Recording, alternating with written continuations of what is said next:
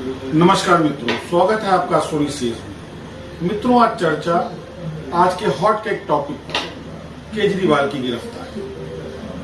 क्या केजरीवाल को गिरफ्तार किया जाना उचित है? क्या केजरीवाल को किंगपिन बताना, इससे पूर्व ईडी ने मनीष सिसोदिया को किंगपिन बताया था इस शराब घोटाले का, और आज भाषा बदल गई। आज ईडी जो है वो केजरीवाल को किंगपिन बता रही है। क्या यह जायज है? पर इससे भी महत्वपूर्ण विषय मित्रों ये है कि जिस तरीके से भारत की राजनीति के भ्रष्टाचारों का खुलासा हो रहा है, क्या इसी लोकतंत्र के लिए हमारे शहीदों ने जान दी थी? क्या ये भारत की राजनीतिक पार्टियों की नैतिकता के गिरते स्तर का द्योतक नहीं? क्या भारत के चुनाव आयोग को ये नहीं समझना चाहिए कि ये राजनीतिक पार्टियां किस तरह जनता के पैसे का दुरुपयोग कर रही हैं, कैसे इस तरीके से भ्रष्टाचार को बढ़ावा दे रही है?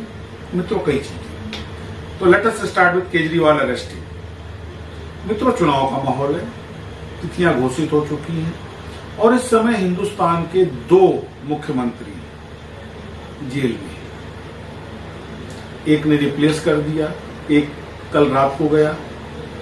इसमें दो राय नहीं कि केजरीवाल ने ईडी के सम्मन्स को इग्नोर किया, जो नैतिक नहीं है, क्योंकि आप नेता हैं, आप हमारे आदर्श होते हैं। हमारा आदर्श का मतलब आम जनता के आदर्श होते हैं, और अगर कानून व्यवस्था को आप ही सम्मान नहीं देंगे तो जनता कैसे सम्मान देगी? तो मैं कड़े शब्दों में निंदा करता हूं केजरीवाल की सम्मान के इग्नोरेंस की टेक्निक को। दूसरी चीज, पर क्या चुनाव के दौरान गिरफ्तारी जायज है? और अगर जायज है तो मनीष सिसोदिया कैसे किंगपिन थे? आज केजरीवाल कैसे हो गए? मित्रों, यहां पर एक चीज विशेष ध्यान देने कि ये वही इन्फोर्समेंट डायरेक्टरेट है जिसको 2012-14 में यही भारतीय जनता पार्टी पालतू तोता बताती थी। ये वही सीबीआई है जिसको भारतीय जनता पार्टी 2012-14 में पालतू तोता बताती थी। स्पष्ट आरोप भारतीय जनता पार्टी लगाती थी कि कांग्रेस अपने विरोधियों को दबाने के लिए ईडी और सीबीआई का दुरुपयोग करती है। आज क्या हो रहा है? सुप्रीम कोर्ट भी कई बार कह चुका है। तो मित्रों, क्या ईडी और सीबीआई को अपने आंतरिक चरित्र का मनन नहीं करना चाहिए?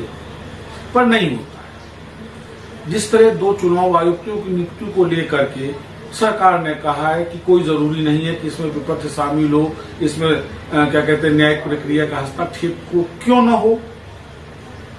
मुझे लगता है हमारे परमादरणीय प्रधानमंत्री जी पुतिन की जीत से प्रभावित है। 88% वोट पुतिन को प्राप्त हुए, इसीलिए भाजपा 400 पार जाना चाहती है। परंतु मित्रों, सोचने वाली बात है कि ये 400 पार क्या देश में लोकतंत्र को बचने देगा? क्योंकि इसी भारतीय जनता पार्टी के अति वरिष्ठ नेता और देश के पूर्व प्रधानमंत्री, जिनका सम्मान से नाम लिया जाता है, परमादरणीय स्वर्गीय श्री अटल बिहारी वाजपेयी, इसी भारत की सदन में कहते हैं कि जिस दिन देश से विपक्ष खत्म हो जाएगा, देश में लोकतंत्र खत्म हो जाएगा। आज हम लोग कमोबेश उसी स्थिति की तरफ अग्रसर हैं।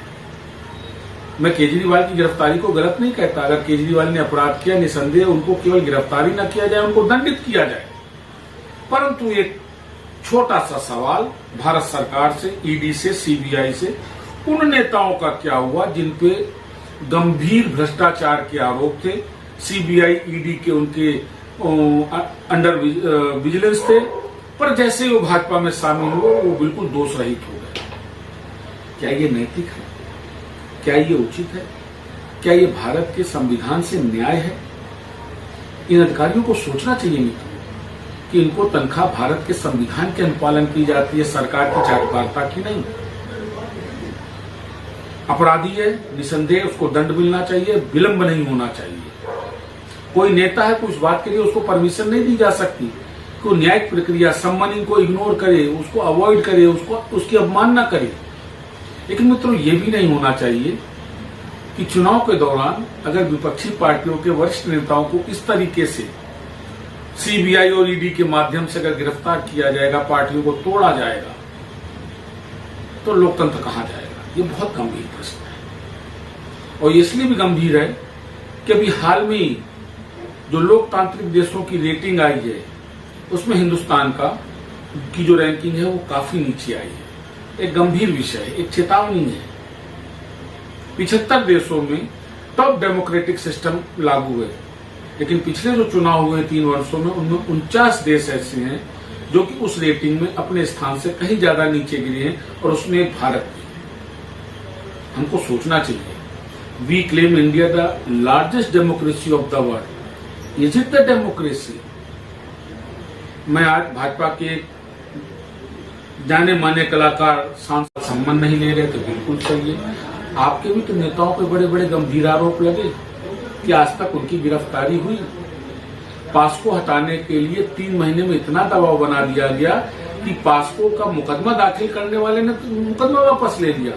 वो नेता अब तक गिरफ्तार नहीं। आप याद करिए, ऐसे एक नहीं सैकड़ों उदाहरण है। गंदगी हर जगह है, लेकिन जिस तरह भाजपा से एक उम्मीद थी और जिस चीज को क्लेम करके 2014 में सत्ता में आए थे, ये उम्मीद की जा रही थी कि भाजपा का जो कार्य करने का तरीका होगा वो निसंदेह सम्मानित होगा, संवैधानिक होगा, न्याय संगत होगा। पर वही काम भाजपा कर रही है जो 2014 से पूर्व कांग्रेस करती थी। इसी सीबीआई का दुरुपयोग, इसी इन्फोर्समेंट डायरेक्टर का दुरुपयोग, और ये कहीं से भी सभ्य समाज को और लोकतांत्रिक व्यवस्था को स्वीकार नहीं होना चाहिए। मैं इस वीडियो के माध्यम से देश की सभी राजनीतिक पार्टियों और खास करके राजनीतिक व्यवस्था के जिम्मेदार चुनाव आयोग से ये अनुरोध करूंगा कि इस विषय पर ध्यान दें कि अगर वरिष्ठ नेता इस तरीके से गिरफ्तार होंगे चुनाव के दौरान, तो क्या लोकतंत्र रह पाएगा? 400 सीट पार होने के बाद कमजोर विपक्ष में क्या देश में लोकतंत्र रह पाएगा? जिस व्यवस्था से देश गुजर रहा है, भाजपा को भी ध्यान देना चाहिए, क्या इस व्यवस्था के चलते देश में लोकतंत्र रह पाएगा? एक छोटा सा सवाल। फिर मुलाकात करूंगा मित्रों, नमस्कार।